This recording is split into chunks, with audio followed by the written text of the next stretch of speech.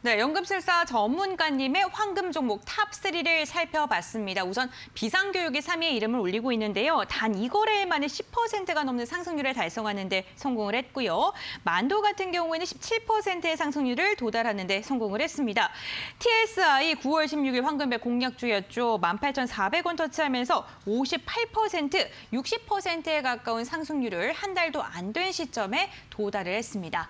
그렇다면 또 이러한 종목들을 저희가 찾아봐야겠죠. AS를 통해서 네 종목은 과연 상승할 가능성이 있는지 이야기 나눠보겠습니다. 먼저 첫 번째로 여쭤볼 종목은요. 이 종목 여쭤봐야겠죠. 네, 삼성전자입니다. 네. 11월 4일 공략주로 말씀을 해드렸고 75,200원 최고가 터치하면서 5%의 상승률을 달성하는 데 성공을 했습니다. 중장기적으로 좀 접근하는 게 좋겠다라면서 비상교육과 함께 말씀을 해주셨던 네, 종목이잖아요. 맞습니다. 네, 단기적으로는 비상교육의 수익이 나왔고요. 삼성전자 드디어 좀 터졌습니다. 네. 네. 뭐 제가 계속 말씀드리지만 차트상으로 놓고 봤을 때 네.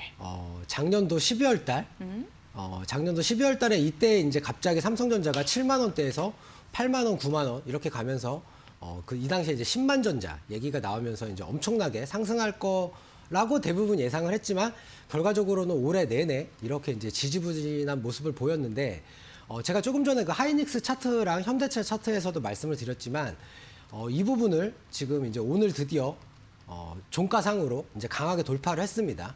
그렇기 때문에 이제 삼성전자는 뭐 앞으로도 이제 계속 갈 수밖에 없다. 그리고 제가 계속 이제 우리나라 코스피, 우리나라 주식시장에 대해서 긍정적인 시각을 유지를 하고 있는데 우리나라 주식시장이 오르려면 이 삼성전자라는 종목을 빼고서는 절대로 상승할 수가 없기 때문에 그래서 제가 이제 TV에서 약간은 좀 과감하게 이 종목을 이제 추천을 해드렸고요.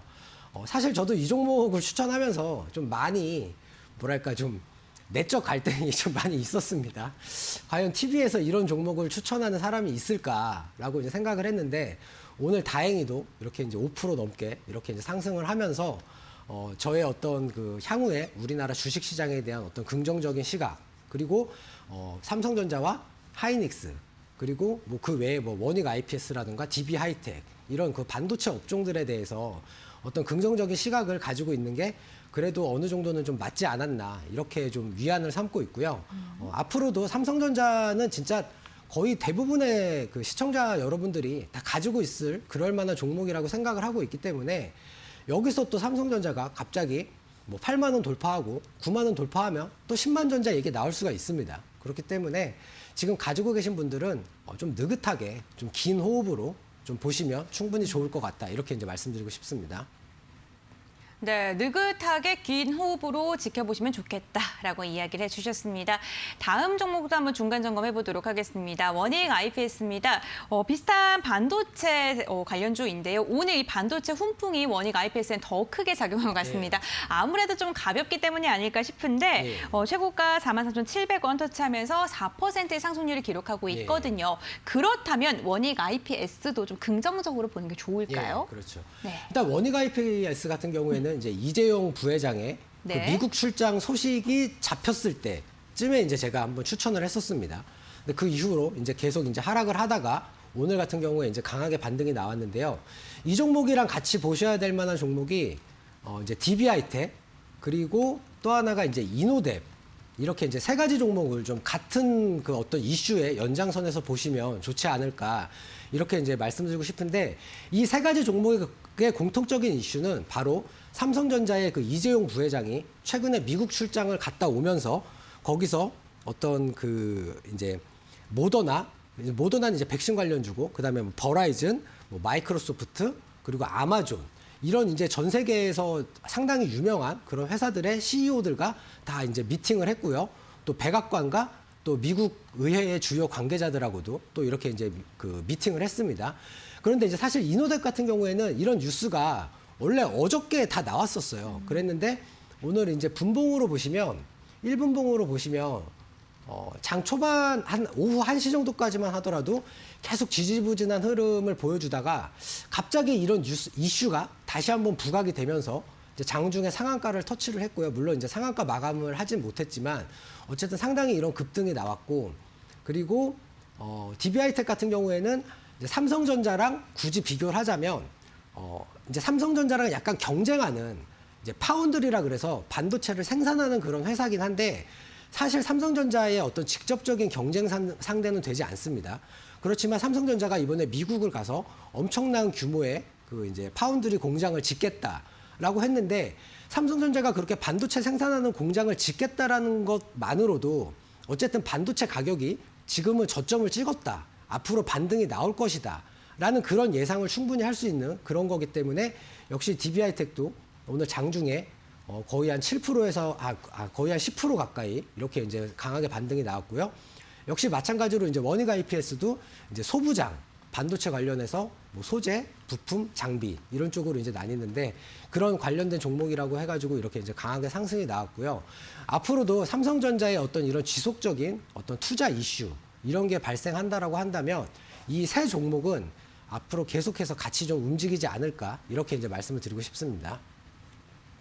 네, 원익 IPS에도 굉장히 긍정적인 이야기 해주셨습니다. 보유하고 계신 분들께서는요, 잘 참고해 보시면 좋을 것 같습니다. 다음 종목입니다. 만도인데요. 만도 같은 경우에는 9월 30일 공약주로 소개를 해드리고 66,300원 터치하면서 17%의 상승률을 달성하는데 성공한 종목입니다. 대표적인 차량용 반도체 소부장 관련 종목으로 보면 될 것 같은데 10월 27일에 고점을 좀 넘길 수 있을지 궁금하거든요. 네. 저도 사실 차트를 보면서 상당히 네. 좀 이제 답답하다라고 생각을 했는데 네.